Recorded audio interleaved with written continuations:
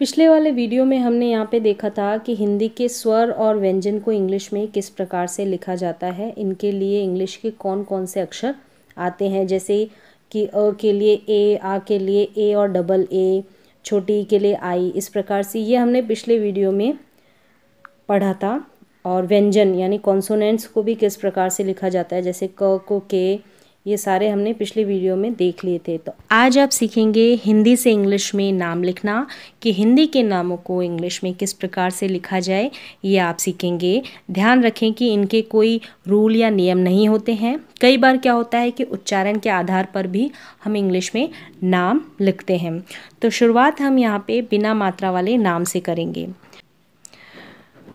तो शुरू करेंगे बिना मात्रा वाले नामों से। यहाँ पे बिना मात्रा वाले नाम लिए हैं, इजी रहते हैं सीखने में इसलिए। तो पहला नाम है कमल। कमल के क के लिए लिया है के ए, पूरा है क तो ए भी साथ में लगेगा। फिर है म भी पूरा है तो एम ए आता है, म के लिए एम ए आता है। फिर है ल भी यहाँ पे पूरा है, ल के लिए एल आता है। ल पूरा है तो आप सोचेंगे कि ल के साथ ए क्यों नहीं लगाया, ल के साथ ए क्यों नहीं लगाया।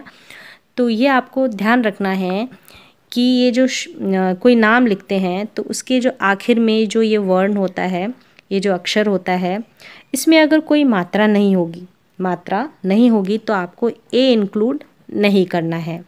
तो ये आपको ध्यान रखना है, ए इंक्लूड नहीं करना है, इसलिए यहाँ पे एल के साथ ए नहीं लगाया है, एल के साथ ए नहीं लगाया है। तो ये बन गया क म ल, कमल। फिर है गगन। ग के लिए आता है जी, पूरा है तो जी ए लास्ट में है। न के लिए एन, ए नहीं लगेगा, और क्यों नहीं लगेगा ये आपने अभी सीख ही लिया है। फिर है अमन। अमन के अ के लिए लिया है ए। फिर है म के लिए लिया है एम ए, पूरा है तो एम ए। फिर है न के लिए एन लगेगा, कोई मात्रा नहीं है यहाँ पे तो सिर्फ एन। फिर है चमन। तो च के लिए आता है सी एच, च के लिए क्या आता है सी एच, पूरा है तो ए भी लगेगा तो सी एच ए। फिर म भी पूरा है तो एम ए, म। फिर है न, कोई मात्रा नहीं है तो सिर्फ एन, तो चमन। चमन के बाद है अजय। तो अ के लिए आएगा ए और ज के लिए आएगा जे ए। फिर है वाई किसके लिए, य के लिए, अजय। य के लिए आता है वाई, अजय। कोई मात्रा नहीं है तो यहाँ पे ए नहीं लगेगा, तो ये बन गया अजय। फिर है कनक। तो क के लिए आता है के ए, पूरा है क तो के ए। फिर है न के लिए आएगा एन ए। फिर है क के साथ कोई मात्रा नहीं है तो सिर्फ के आएगा, तो बन गया कनक। फिर है अमन। अ के लिए है ए, अ के लिए है ए। फिर है म के लिए यहाँ पे है एम ए। फिर है न, कोई मात्रा नहीं है तो सिर्फ एन आएगा। फिर है करण। क के लिए आएगा के ए, क पूरा है। फिर र के लिए आएगा आर ए, र भी पूरा है।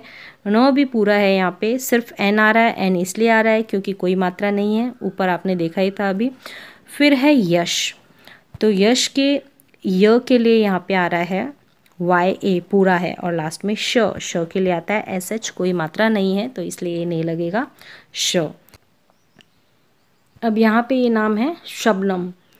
अब ये शबनम है, इसके उच्चारण पे हमको ध्यान देना है। जैसे कि यहाँ पे अगर आप लिखेंगे तो ऐसे लिखेंगे, श का लिखेंगे एस एच ए, पूरा है तो एस एच ए। ब का लिखेंगे बी ए। फिर न का लिखेंगे एन ए। फिर लास्ट में एम लगा देंगे। तो आप सबके साथ ए लगा देंगे, जैसे यहाँ पे बी के साथ भी ए लगाएंगे। मैंने यहाँ पे बी के साथ ए नहीं लगाया है। क्यों नहीं लगाया है, जैसे हम इसके उच्चारण पे ध्यान दे रहे हैं कि शबनम, तो यहाँ पे ये जो बी है इसको ज़्यादा खींच के नहीं बोला जा रहा है, ये टूट जाता है, हल्का सा बोला जा रहा है, शब यानी ब दब जाता है। तो इस तरह से हम ऐसे नामों में क्या करेंगे, इनके टुकड़े करेंगे। ऐसे कुछ बड़े नाम होंगे, जैसे यहाँ शब, पहले लेंगे शब, बोल के रुक जाता है यहाँ पे ये नाम, फिर है नम, शबनम। तो हम ऐसे टुकड़े करके फिर इनकी स्पेलिंग लिखेंगे, जैसे श के लिए SHA, फिर ब के लिए B, ब के लिए B क्योंकि ये लास्ट में आ गया है, टुकड़े हो गए हैं इनके, ये आखिर में आ गया है, आखिर का नाम और इसमें कोई मात्रा नहीं है तो सिर्फ B लेंगे। फिर आगे हम नम का लिखेंगे, न का आ गया NA और लास्ट में म है, कोई मात्रा नहीं है तो सिर्फ M आएगा, तो शबनम, इस तरह से। तो ऐसे कुछ नाम होंगे तो इनके उच्चारण के ऊपर हमें ध्यान देना है। अगर यहाँ पे बी के बाद भी ए लगता है, यहाँ पे बी के बाद भी ए लगता है तो ये भी गलत नहीं है, लेकिन क्या है कि ज़्यादातर लोग इसी का यूज़ में लेते हैं और ये प्रचलन में जो नाम है वो यही वाली स्पेलिंग है इस नाम की। अब आगे हम देखेंगे आ की मात्रा वाले नाम। ये है आ की मात्रा वाले नाम, जैसे यहाँ पे पहला नाम है आशा।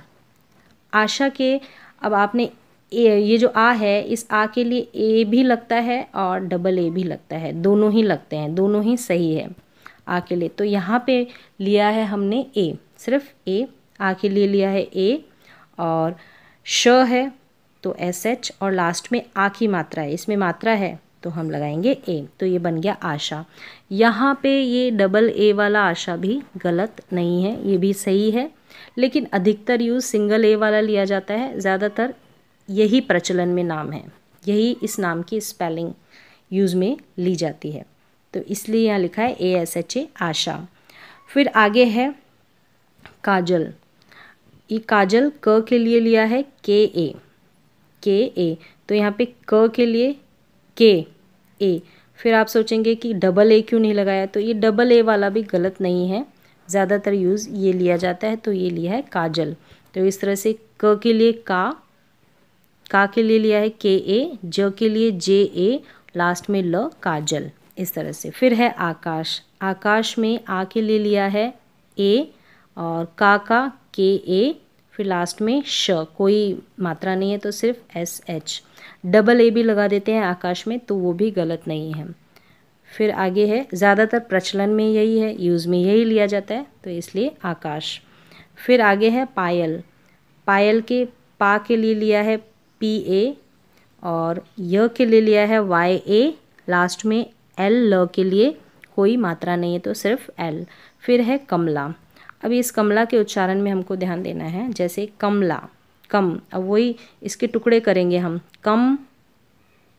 कमला, इस तरह से कमला, ऐसे बोला जा रहा है ये कमला, ऐसे नहीं बोल रहे हम कमला, म खिंचरा नहीं है यहाँ पे, तो इस तरह से इसके टुकड़े किए हमने, कमला। तो टुकड़े करके हम इसके स्पेलिंग लिखेंगे, जैसे क की लिखी हमने KA, क की लिखी, लास्ट में म है, कोई मात्रा नहीं है तो म, फिर इसकी LA, ला, तो इस तरह से ये बन गया कमला। तो इसलिए म के साथ यहाँ पे ए नहीं लगाया है, क्योंकि ज़्यादा खिंच नहीं रहा, तो ए का साउंड ज़्यादा नहीं आ रहा है, उच्चारण ज़्यादा नहीं हो रहा है यहाँ पे ए का, तो हमने सिर्फ M लगाया, तो कम ला, इसके दो टुकड़े करके इसकी स्पेलिंग हमने बनाई है, लिखी है। फिर है राधा। राधा के लिए जैसे रा है तो रा के लिए लिया RA, ध के लिए DH आता है, आ की मात्रा है तो A, DHA, धा, तो बन गया राधा, राधा।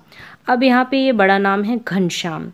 अब घनश्याम है, इसके भी हम दो टुकड़े करेंगे, बड़ा नाम है और इसके उच्चारण पे भी ध्यान देंगे, जैसे घनश्याम, तो ये है घन और श्याम, तो घन दो टुकड़े हो सकते हैं इस तरीके से, तो देखेंगे घन का होगा पहला टुकड़ा और फिर श्याम, तो इस तरह से हम इनको अलग अलग भाग में इनकी स्पेलिंग लिखेंगे।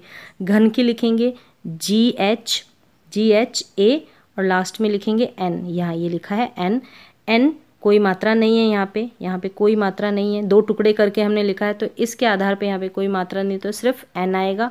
फिर है अगला भाग इसका श, आधा है तो सिर्फ SH आएगा, आधा ही है, A नहीं लगेगा। फिर है या, तो या के लिए आएगा YA, लास्ट में है म का आएगा M, घनश्याम। इस तरह से कुछ नाम होंगे जिनके हम टुकड़े करके भी लिखेंगे, उनके उच्चारण के ऊपर भी ध्यान देंगे और उसी के आधार पे इनके स्पेलिंग्स लिखेंगे। अगले वीडियो में हम बाकी के जो मात्राओं के नाम हैं उनको भी हम सीखेंगे। तो आज के लिए बस इतना ही, मिलते हैं एक और नए एजुकेशनल वीडियो के साथ। तब तक के लिए धन्यवाद।